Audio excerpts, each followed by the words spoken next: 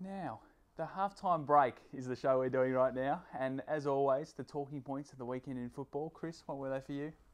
Well, I think there was a good game for the second week in a row at the MCG on the Saturday afternoon. Another very tight finish, and obviously Brendan Favola from hero to villain in the space of a few seconds at the MCG. Very unfortunate for him. And the jumper issue, it's raised its head again. North Melbourne, should they have been made to wear their clash strip in their own home game? Probably not. Probably could have stood up to the AFL, but as was mentioned last night, of course, on Footy Classified. It's an issue of fines and whether North Melbourne feel that they've got the same clout as Collingwood to be able to stand up to the competition. So what should the AFL do? Should the AFL force Collingwood to adopt a more strong clash jumper? Well, we've never had a problem really with players confusing each other in North Melbourne and Collingwood clashes for 75 years. I think we tiptoe around the issue, but really it's an issue about marketing and merchandising and what looks better on TV rather than what looks better on the field. And North Melbourne, the clash strip itself, it wasn't so much the issue as the design of the strip. It was meant to look like Argentina's top, but wasn't as well designed. I think their clash strip is the least of North Melbourne's worries at the minute. Their on-field issues are going to be a talking point in the next few weeks, I'd say. Now, rising fast, the team that impressed you over the weekend, Chris, or player? Yeah, player. We're going to go with Stephen Hill of Fremantle, I think, this week. Very good in the second half of Saturday afternoon's derby against West Coast. And for a side which still flashes to deceive at Fremantle, Stephen Hill's one has come onto the scene.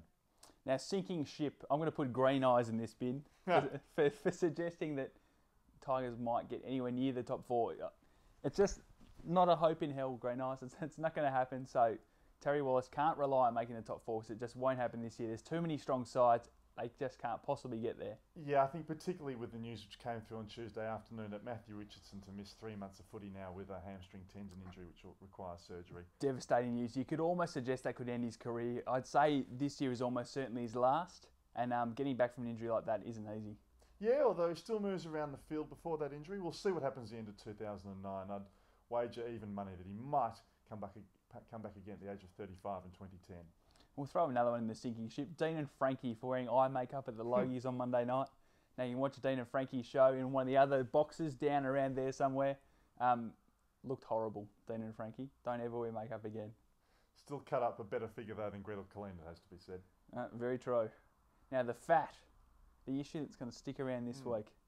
Well, I think boutique grounds. I hate the term. I think a lot of footy fans hate the term, but until a better one's found, it's what we have to go with. And the idea of a third stadium in Melbourne will continue to run throughout this season. We haven't talked about it much on the halftime break, but with North Melbourne and the Western Bulldogs complaining about getting as low as 30 cents in the dollar in revenue garnered from Etihad Stadium and also clubs at the MCG, we're going to see talk about Visy Park or possibly at the showgrounds. That'll be the issue that will be talked about.